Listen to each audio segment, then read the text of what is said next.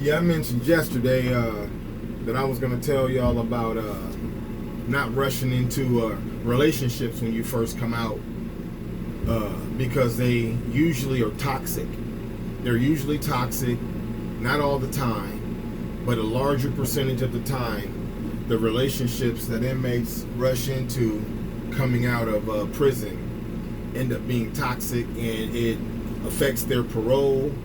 A lot of times inmates get sent back to prison for domestic. Sometimes the domestic didn't even happen. The female just takes advantage of the fact that the guy is on parole and will call the parole officer, call 911, whatever they may do, and the parole board will take the side of the citizen just for safety measures, because there's been situations that happened in the past where there's been assaults or worse that have happened. So anyway, there is a need to be very patient. I had 2 toxic relationships, very toxic, very, very bad. The first one was within 3 months of me getting out. I got in this relationship. This woman she likes to fight. She likes to assault. She likes to tell lies. She likes to spread propaganda. Take a new one. Okay. She likes to spread propaganda. She tried to ruin my relationship between me and my friends. She tried to get me fired from my job when I was a bridge builder. She called my superintendent's wife and told the wife that I get off work and I come home and I beat. He wants to wait. We got one more. 10-4. And anyhow, she called my superintendent's wife, Shelly, and told her that I get off work and come home and beat her every day. And Shelly was wise enough to not believe any of that nonsense. And so that didn't affect me, but she tried. She got me put in jail for an assault. The charges were later dismissed, but she got me put in jail for an assault when she actually was trying to remove my privates, trying with all her might, pulling with everything that she has, and I'm waiting for the sound of, well, I'm not waiting, you know what I mean? I'm not waiting, I'm trying to stop her, but I'm expecting the sound of Velcro tearing apart to just suddenly, be heard, because she was pulling on my privates. Like, this is crazy. So anyway, I grabbed her hair and lifted her up some, because she was down on one knee. That didn't help her, and then I opened up my palm and I pushed her back by her neck, and I made her fall backward. She runs into the other room, calls 911, tells them my husband is on lifetime parole for murder and he just assaulted me. And so here I am, a black dude in Sarpy County, and so here they come.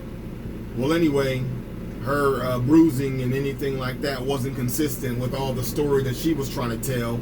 She was trying to make all this mess up.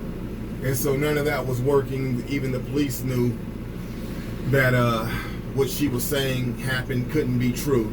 So anyhow, I go to jail, and I was only in there for about 10 or something hours, and I had a bond. So I was able to get out because the charges were only a misdemeanor. So I was able to get out and whatnot. But I remember one time, she had just gotten pregnant, and we only have one daughter together, but she had just gotten pregnant, and she was trying to break the window on this Kia Sorento that I had just gotten, still had in transits on it, and she's over here on the passenger side beating on the window with her cell phone. And I don't want to buy another window, whatever the hell she's trying to fight with me about, I don't even remember. But anyway, so I put the car in reverse and I back out of the driveway real quick. So she starts running and chasing the car. So when I put it in drive and take off to drive down the street, she grabs the door handle on the passenger side, grabs the door handle, so naturally the vehicle snatches her. And so when she lets go, you know, she slides and all this stuff. I didn't even notice that she had grabbed on. It happened so quick. I just took off, and then I came to a stop. And yeah, so she got drugged or whatever, and so then that's the story. I made it look like the bad guy, like I drugged her. I didn't drag her. I'm trying to get away from her, from breaking the window on this vehicle. I didn't expect her to grab on to the door handle of a moving vehicle that's under horsepower. I didn't drag her. But anyway, that's what her family was basically lining me up to be, is a person who drugged this woman, and she's pregnant, whatever. Well, that's just how they slighted the whole story. That was slanted, the whole story. That was not how it happened. Anyway, but it was just a constant repetition of her trying to like ruin me, destroy me somehow, whatever. And eventually I moved out. I'll upload a picture in a little bit, but she had graduated nursing school from College of St. Mary, and the night before she graduated, she slashed all 4 of my tires. And I got a picture of my vehicle with the tires slashed and whatnot. So she had to buy me 4 new tires. But anyway, just all kind of crazy stuff. And then once our daughter was born, every single time me and her mother would fight, the mother would run off with my daughter to her parents' house and keep my daughter from me for days or weeks on end, and her family would just support her completely and whatever. And if there was a attorney proceedings any court proceedings going on, her parents would pay for her attorney. All this constant nonsense going on, back and forth, just mentally and emotionally draining, financially draining. Just a constant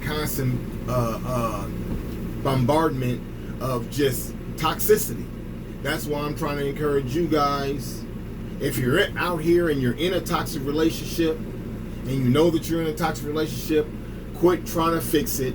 Get out of the relationship. Save yourself. DJ, can you load 2-inch steel pipe off of Kim? 10-4. Where would you like it? It's going to go to Kyle Modlin on Channel 3 at Bravo Penthouse. I'll take it there right now then. Yes, sir. 10-4.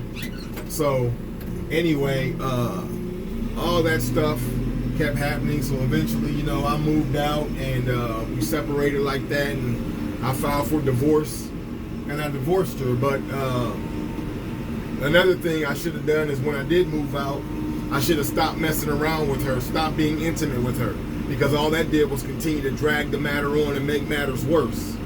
Just don't get in those toxic relationships. I'm telling you, I was in 2 of them. It was just not good.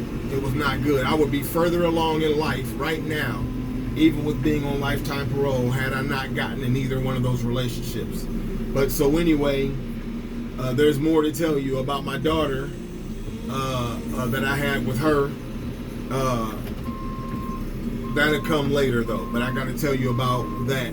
So anyway, I'm going to stop here and upload this, and I'll get back on here and say some more things. But don't get no toxic relationship. If you're in one, get out of it.